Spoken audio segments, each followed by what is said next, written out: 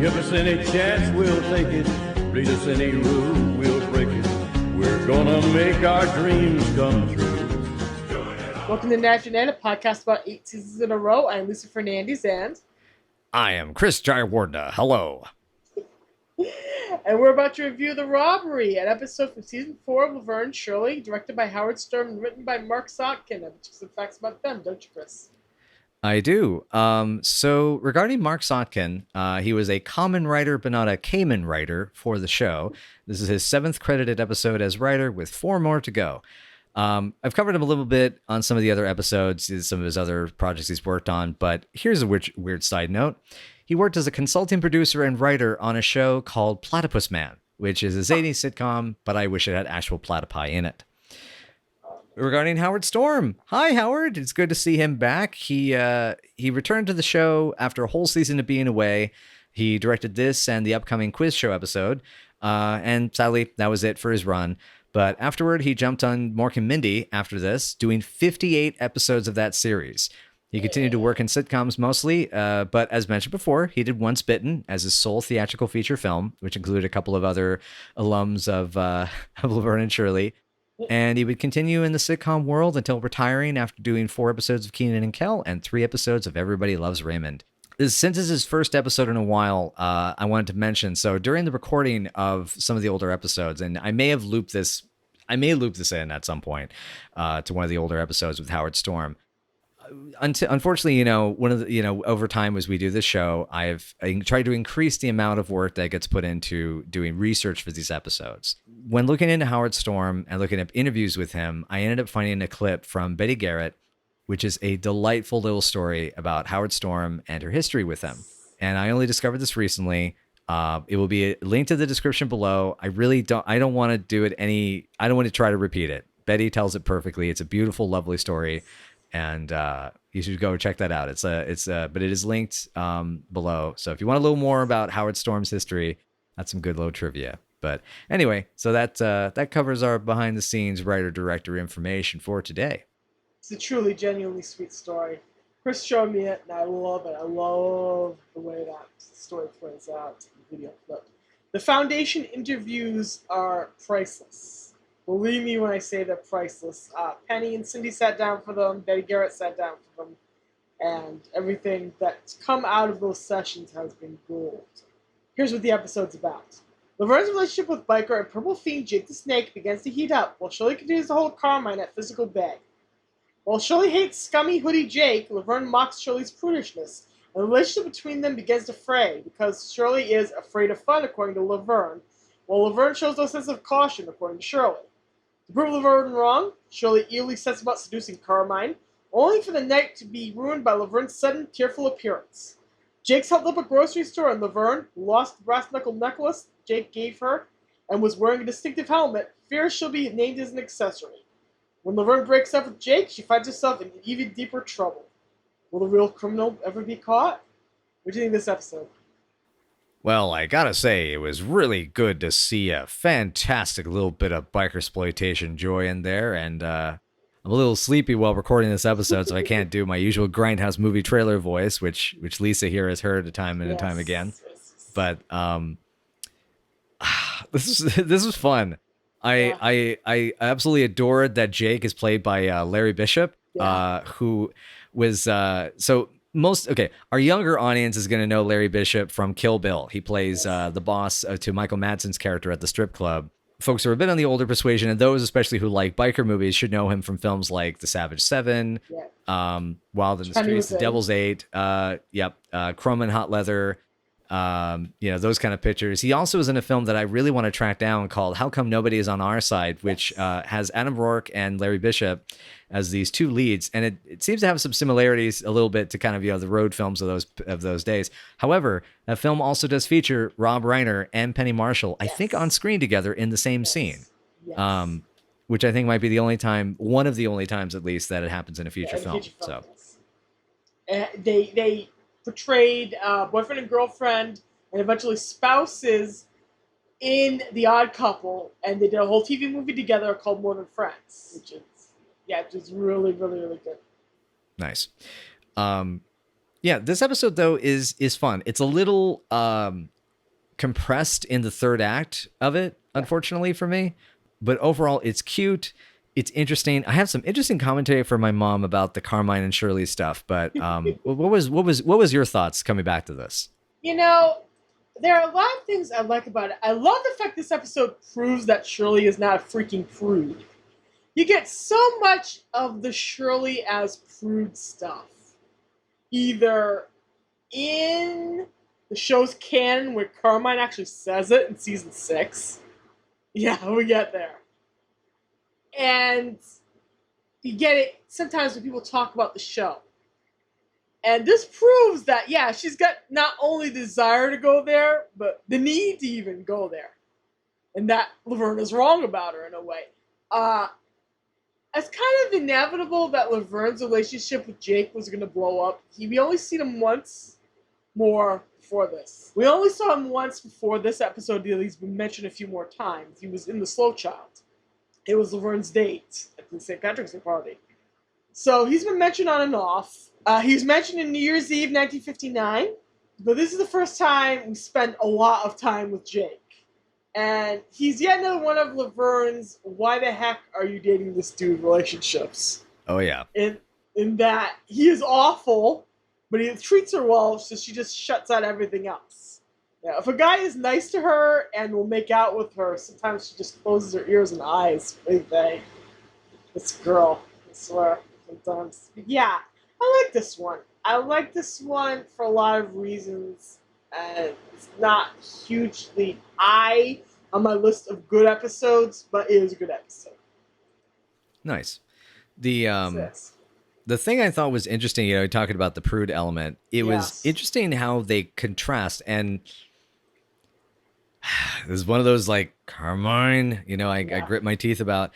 It begins at first base. And the And I was like, whoa, she actually has to knee him off of her. Yeah. And my note is, damn it, Carmine, with a little frowny emoji. Yep. That's how I feel whenever I think about that scene, too, to be honest. And it's like, maybe we should go upstairs and take a cold shower. Number one, there was another thing he could be doing to take care of things. Yeah. And number two, it's like not another one. My water bill was $88 last month. I mean, it's a funny joke, but again, it's like Carmine. It means that you shouldn't be pushing your luck and even trying to get, because what that basically means is he's trying to push that boundary with her. Yeah. And I got to give a lot of credit to Shirley for sticking to her guns with this, that she's not giving into her own desires even. Exactly. I like that he does, however, jump to her defense. Yes. When good old Jake suggests that she and the two of them are going to go do it in the other room, while he and Laverne are making out in the car. Hey, way to go, Carmine! It's like, hey, watch what you say about her. Yeah. Wish you none. Mm-hmm.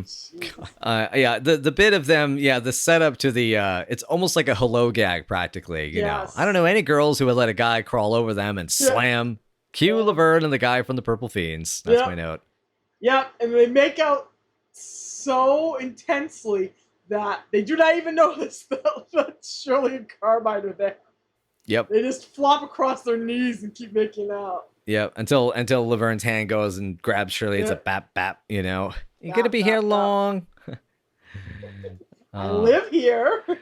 Yeah. Oh gracious, that part was great. Yeah, and it's well choreographed. That's all in one shot too. So that's a good, because they have to, while not looking, they have to make their way down the stairs and then find their mark and fall over. Yeah. And they do that basically with their eyes closed and their lips locked together. That's pretty darn good. That's pretty darn skilled. Kudos to Penny and Larry Bishop once again. Jake is the kind of guy who tries to set Carmine up with a woman who will go all the way with him while he's sitting there next to his girlfriend. Yep. That's the kind of guy Jake is. Yeah, I mean, there's even the point when they're making out and he backs off and goes, Laverne, I'm not having fun. And it's like, well, boo-hoo, Jake. Go yourself. Yeah. He's one of those guys to whom the universe revolves around him and only around him. Yep. Narcissistic personality disorder. and sobbing. Yeah. Oh, yeah, that's right. When this episode goes up, it'll be the future, and we'll know what the Yeah. election is by then. Yeah. Oh God, maybe Yeah. maybe we'll already be dead. Dear Lord, Yeah. as a Maybe thought. the world will continue to be on fire. Awesome. Yeah. I don't know. My bet is on either mermen or the zombie apocalypse. Yeah. Either or. Either or. Either or possible. Yeah. Anyway, sorry, back on track. Yes. I was gonna say this is the episode where Shirley describes her relationship as being occasionally like a parent and a child, which Shirley has had those feelings towards Laverne for quite a while. She's constantly mothering her. We saw it right immediately in for Raspberries. She's trying to mother her, trying to check her temperature, and Laverne's just like, ugh. Yep. But yeah, that has always been a facet of the relationship, and it's interesting that here it comes off more belittling than it normally does. I mean, yeah, defensively, I actually remarked in my notes is that it swaps, Shirl, be real. Yes. Because, and it does swap out. And occasionally there are times where Shirley is the child and needs, Laverne and actually needs Laverne to mother her because, her mom wasn't there for her. So it is, I think, because, I mean, when you consider it, they are kind of, figuratively speaking, they're latchkey kids. One doesn't have the mother, physically, and the other didn't have them emotionally. And so, anyways, yeah, I sometimes you can't tell people what you shouldn't do, Yeah, exactly. Shirley's characterization of Jake as a scuzzburger is A++. I love that. I love that so much. Total scuzzburger. I love, as we keep going, throughout the episode, we hear more and more of the horrible things Jake has done, like hold the nun upside down. Mm-hmm. This is a rumor, though. Yeah. Oh, certainly. Yeah. You make him sound like Attila the Hun. It's like, yeah. Okay. Yeah. And she's running around in that Kaiser kind of. Oh, that's the good old fashioned Kaiser helmets, and but hey, at least he gave her a nice knuckle duster. Yeah. That's romantic in some circles. Yeah, it's kind of nice, Not everyone can wear a pair of these, and then bop. Like she lands it right on the bosom. Ouch. Yep. Ow. Yeah. Oh, that still hurts when I think about it. Oh. So now we get to the girls' fight, where Laverne insists that Shirley is basically afraid of living, and afraid of anything new. But Laverne really is being reckless here. I mean, Terry Buttafuoco's cousins, brothers, friends. Mm-hmm. I mean, come on, girl. You're gonna get very dead very quickly. Yeah, it's the argument about strangers versus the people you know. It's danger versus safety, comfort versus risk, Last House on the Left or Texas Chainsaw Massacre. But yeah, and I mean, I love Terry Buttafuoco, but that's enough removed from Terry that that's pretty. Yeah, as you're saying, it's like you're gonna end up pretty dead pretty fast if you play that loose, and it was interesting to see these extremes, played out in such a way where I do kind of appreciate how Shirley's reaction is to actually be a little more risky and be a little more adventurous, and as like I'll show her.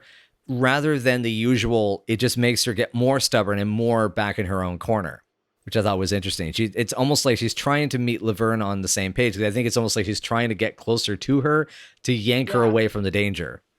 Yeah, that's kind of perfect. That is kind of a perfect description of their dynamic. I love how the conversation escalates, though. The whole world knows they're calling him Pruny Ragusa. Oh God. And I like how Shirley's use of the phrase "that's for me to know and you to find out." Yeah, which has surfaced as a mnemonic kind of meme in the show. The boys screwed up that phrase a few episodes ago, if I remember correctly. That's right. Yeah, they did. Yes. Oh God. Yeah, I love how the helmet gets a big laugh out of the audience. Yes, as it should. Because it's so ridiculous. Yeah, it's totally something Jake would give her. Yep. It's completely something he would bother to give her. Okay, so I have a question here. So when they go out riding around, do they have the soundtrack to the Savage Seven, Quadrophenia, Or do they have the soundtrack to Psychomania going? None of the above. They're listening to something from something. They're listening for something from Easy Rider. They're listening to Steppenwolf. At least in Laverne's head, they're listening to Steppenwolf. Okay. Or they're listening. There you go. They're probably listening to Shangri-La's. Probably listening to anything that's kind of bad girl. In her brain is what's sort of cycling through her head. Gotcha. Okay, there you go. That's good. That's good. That's what I think is going on in the brain. So that brings us to Shirley's attempted seduction of Carmine, which comes so close to coming off. And Yes. then the robbery itself. Yes. Yeah. Oh my God. I love that she even uses the phrase "a see you then, angel body." Angel body. That was great. Yeah. That was great. I'm gonna have to remember that for a special someone once in a while. Yes. I don't have one of those. You do to me. Anyway. That's proof that Shirley, wants this to some degree. Mm-hmm. She actually does want this to some degree. She just doesn't quite know how to articulate getting past the fear of doing it and then possibly having to deal with the repercussions. Here, she doesn't care. Right. At this point, she doesn't care. Earlier, she cared. At this point, though, she doesn't care. And this is where it comes up the interesting thing my mother brought up is she felt it was really sad. I mean, she was actually like, "Oh, that's so sad that Shirley is doing it because she felt like in many ways that she was being pushed to do it and she wasn't doing it because she wanted to. And that it wasn't happening naturally or for the right reason. It's basically that she wasn't doing it for the right reason, which is interesting. I do feel like that's the case, is that I kind of agree with it in that context because there is no clue to directly say Shirley is interested in doing it with Carmine. She just doesn't know how to articulate. Kind of, there are as we've said, the dangers, the risks, and etc. that she is concerned about for obvious reasons. However, I wonder if there was a moment to clarify that she was interested, but just she says, "We can't." Not that I don't want to, we can't. Just that little bit of clarification could have made, in the first act of the episode, might have made that either a little clearer, and perhaps be a little easier to buy into her seduction thing, which is, it's one of those under the right circumstances. If she came up with this as her own idea of like, I'm ready to do this, I want to do this, it's kind of romantic. It's really sweet. Yeah. In a way it is. In a way, she really does love Carmine in a way, she really does want to be with him. Mm-hmm. But in another way, if she does it with him, then either word will get around that she did it with him, or he'll consider it a thing where they have to do all the time, nonstop. Oh God, he is that kind of guy. Yeah. And there's no room for anything else in the relationship. Yep. Because Carmine is Carmine, and Carmine's. Yeah.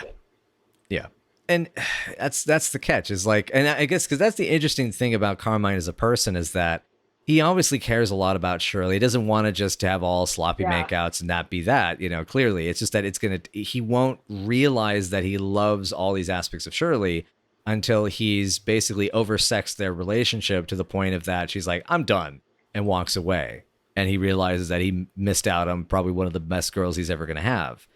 And that's the interesting catch. Whereas like, so it's not about adding a foundation onto the relationship. To him, that was always like the goal. He's still looking at it in that context, that very 1950s, 1960s male, the flaming heterosexual fashion. Yeah. In a way, he seems to be looking at her and thinking of her as his destiny in several ways. But on the other hand, he is avoiding settling down and committing to her.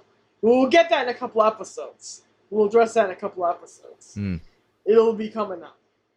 But at this moment, he wants her to give him something that is A, precious to her, and B, she cannot give twice, and C, which he may take and then not respect. What happened. Yeah. All good points. So, you gotta kind of like pity Shirley sometimes when you think about this stuff. Yep. She's caught between a rock and a hard place. Mm-hmm. It's like, no way for her to get her cake and get to eat it. Can't have that cake and eat it too. Shirley here and it's kind of a weird place for the writers to put her in. They're giving her a sense of agency at a time of risk. And it's like, because I feel like that's positive, to give her a sense of that if she's going to have premarital sex, she's going to choose who it's going to be with, what the circumstances are, and she's going to enjoy it. She is going to create circumstances that make her happy. But they then put it in... So just typical Shirley. Right. Pure Oh, yeah. Shirley. No, yeah. I have my note. Oh, Shirley, you and your perfect fantasies. Yes. And yet... it's with a guy that will probably never truly appreciate the sacrifice that she's making with him, because, you know, there are so many doctors that could be Mr. Right for her. And because of the circumstances of the time, if they find out she's not a virgin, bam, that's it. Wedding's off. Yeah. I mean, that's number one. Number two, he, as you already stated, he won't commit. And number three is that she's doing it, as my mother pointed out, the circumstances are that she's doing it more because she's pressured to fit in. It's almost like a peer pressure thing. And so that, God, man, that fucks it up. She's doing it despite Laverne, in a way. Right, She's which, doing man. it despite her best friend. Yep. There's not a way to have sex. Yeah, it's not. Nope. No, do it despite your own sense of shame or guilt about yourself, you know? Where you take charge of who you are and find the right person, the right situation where it's good for you, it's healthy for you, you're with the person that's going to be there for you and emotionally handle that situation maturely. Exactly. Yeah. Exactly. But I mean, hey, Go ahead. You go ahead. I'm going to change subject. Go ahead. I was going to mention that her commitment to this fantasy, that's why she gets so upset that he's filthy. For cleaning out, for doing whatever the heck he was doing up in his apartment with the pipe in his bathroom. So he comes to her completely filthy in a sweatshirt, and it's like the exact opposite of her dream. So of course he's gonna take a shower first, and wear Laverne's robe and come out looking like he's Ric Flair. Yeah. Amazing. And you can use my yeah. Oh, and Carmine, it doesn't have to be cold. Oh. Yeah, but I mean, for all of that said, I mean, hey, Laverne cockblocks them with perfect precision. Yeah. That's karma in several ways. Considering the past few episodes. Yep. God, she is genuinely fearful. Penny does a great job acting this out.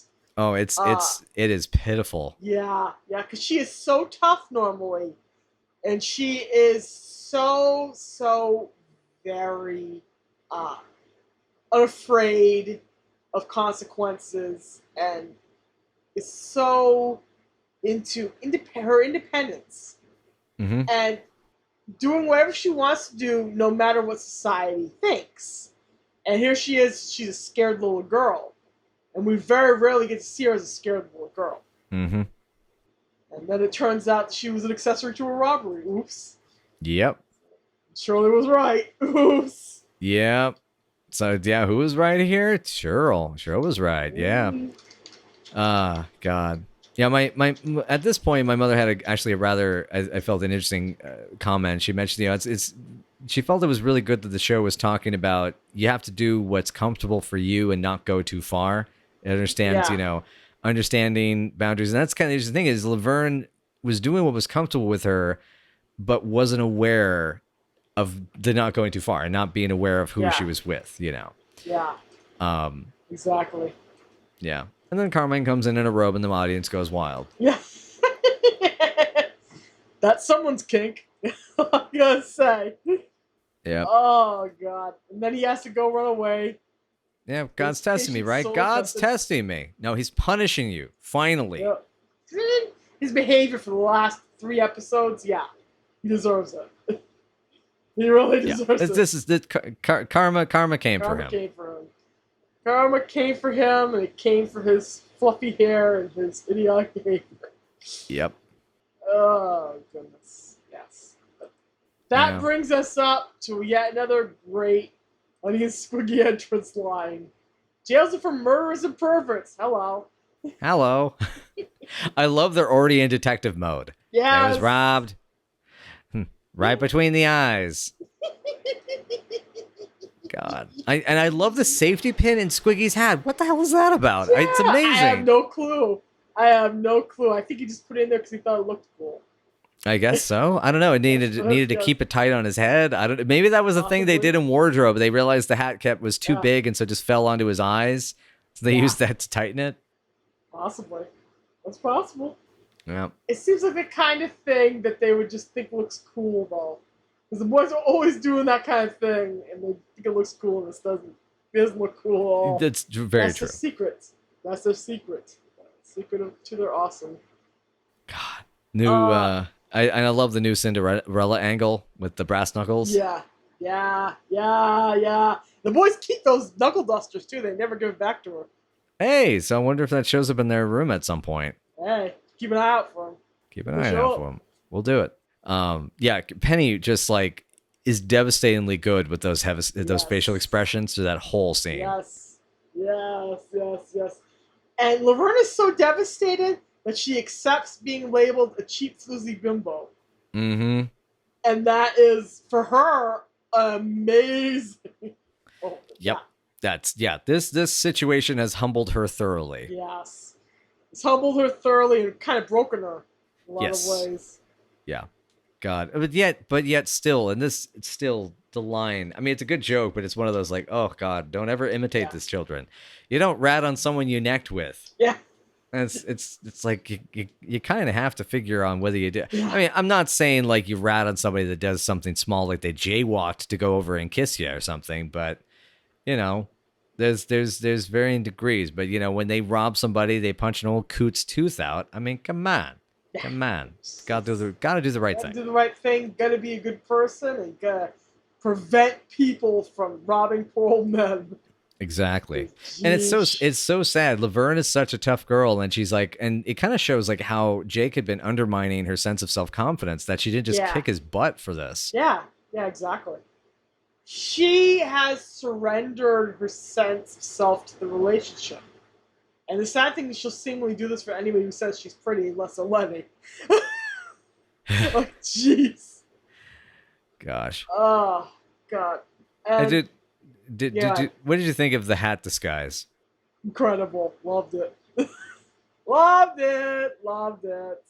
I love that during the scene where Laverne tries to break up with this guy, he thinks she wants to rob a police station. Yes. Because that's how his brain works. I mean, I have this. I even love her thinking. It's like maybe up even in Canada, it's like, oh, that's not a good idea. They got different money up there. That's a great line. Yeah, and I love the you want his tooth? Nah, I don't got room for it. Yeah. But yeah, Jake is so much of a jerk and so much into this fantasy. He's trying to become Pumpkin, and he wants her to be Honey Bunny. Yes. It's a great reference. And it finally gets through to her. Oh yeah, this guy's a jerk. Oops. Yep. Yeah, don't tell the threatening man, Laverne, what you're going to do to him. Yeah. Which ends up getting them all in terrible trouble. Yeah, and... Yes. I was going to mention, it was really sad to see that the way he, says, get over here, it's fun. And that's funny. It's funny line delivery, but the reaction from her... Yeah. He's able to manipulate her with violence the same way Frank used to. Yeah. Ooh, wow. Well, I didn't think of it that way. Ouch. Because there's implications that, he probably hit her when she was young. And it may have been spankings, it may have been a belt, but there was, because she keeps asking at times, like even in the breaking up and making up with Frank and Edna. Yeah. She comments, you tell me I'm wrong. And then she first clarifies, are you going to hit me? And then he says, no. And then she finally says, yeah, you're wrong. And she stands up to him. Yeah. But she practically asks for permission to do so. Yeah. And so, Jake's behavior basically, I think, set off this very much like a small child trauma situation thing. Yeah. Yeah, basically she just reverts to being a child with him. Which is very much not Laverne. Very much not Laverne with guys. So this is like, so she will put so much from a cute guy who says she's pretty. Yep. It's just like, it's unfortunate. This character. Although she does get that good burn, although not the right timing, honey. But she does say, "I forgot to notice you were a bum." Yeah, that was great for her. She does get a couple of great kiss-offs, even though she's stuck on a coat rack. Yeah. Her and Shirley. That is a classic metaphysical comedy from the show. Yep. This is well known. And they're stuck to the wall and trying to get down, and they cannot. Yep. I love the little touches that each of them put into this. Mm-hmm. Watch Penny Marshall's legs during the scene. Yes. The way she employs them, the bicycling, the way she crosses them casually at the end. The way she tries to jump off of the coat rack versus the way Cindy does the same thing.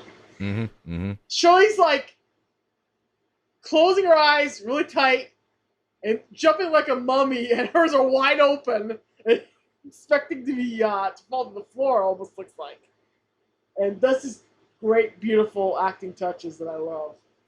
Yep. Yeah, my mother had the comment of recommending them just to unbutton their coats, because it seemed as if that was what was mounted. It's not a bad idea. Yeah. And I gotta say, that is a really strong coat hanger. What if Jake made that himself, then that man needs to change professions.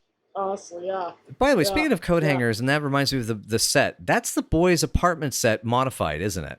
Yes, it is. Yes, it is. Complete with their grungy walls. Mm-hmm. That's what makes it clearer and more noticeable. They just moved all the furniture out and just used the walls. But then cue Carmine. Sweet feet. Yes. In his adorable little robe, he actually chased them for blocks. This is amazing. That's some loyalty and some dedication. But yeah, I'd give him a hat tip. Yep. For doing that in a robe and caring about Shirley and Laverne that much. That's a good thing that he did. I mean, mostly it was he was trying to get his keys, but I also can see, as much as people was like, what are you doing in that robe? He also is clearly wearing an L-marked robe. It's Laverne's robe. Yes. It means he was at Laverne and Shirley's, which means he got naked in some form or another in their apartment. So I don't think he's not going to get razzed too hard about it. Yeah. Which makes you wonder if in some circles, especially if Rosie Greenbaum was around, although I know she's gone from the show at this point. I'm sad. God, she would be just being like, oh yeah, purely Shirley, not so pure no more, are you? Oh my god. So much class. Standing there in a robe. Look at this shit. Look at the stuff that Laverne's wearing. But that is, by the way, a robe that we never see again. I have no idea where wardrobe got that robe from. Oh man, I want to see Laverne in that. It's so cute. The colors will look great on her. We never get to see her in it. She has a green robe that she's going to be wearing in, I think, it's in a visitor center. Okay. So. Anyway, so Carmine shows up. Ain't easy being tough in this outfit. Then a punch straight through the luggage, a good wallop, and it's not easy running the slippers either, etc., etc., etc. Yeah. My mom comments. Yeah. My mom commented. Carmine came through for this time, and thankfully he was there for her. Thank goodness. She was getting a little upset with him as well. The cumulative effect of watching the festival followed by playing the Roxy, followed by this episode, is to want bad things to happen to Carmine. Yes. That's just true. Yes. And this kind of gives him a little bit of payback, and it's the kind of payback he deserves. Yep. But at least he finally does the right thing. He has one minor not a big payback, but a minor payback. It's something in the next one. Yes, true. We'll get there. We got a tag scene to cover first. Yeah. So we I love. Oh, Sorry, go ahead. No. I'm too sleepy. You go ahead, my hun. Shirley cuddling with Boo Kitty on the couch. That's so cute. Mm-hmm. I mean, come on. That's adorable. Yeah. Now you go. Yeah, Laverne visiting Jake in jail, of course. We don't see it. At least Jake got what he deserved. He himself got turned upside down and shaken around. Yeah. He has a whole new outlook on things. So goofy. It's such a goofy line. And at least he's learning a trade. That license plate does show up in Laverne and Shirley's bedroom. It is on the wall at some point. Look for it next time you get a scene in their bedroom because it should be there.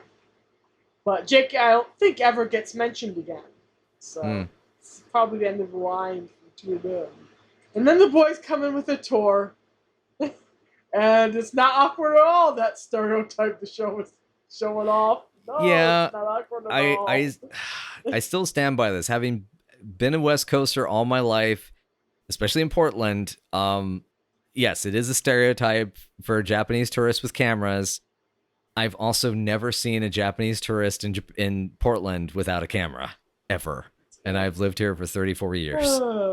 So it's just one of those. It's true. It's true, and they're really good photographers. They put work in it. I see that. I've seen them at the Lansu Chinese gardens, or the Japanese gardens, and see them at Powell's and stuff like that. And they're just trying to, they're like, oh, and they get that. They have to get the shot.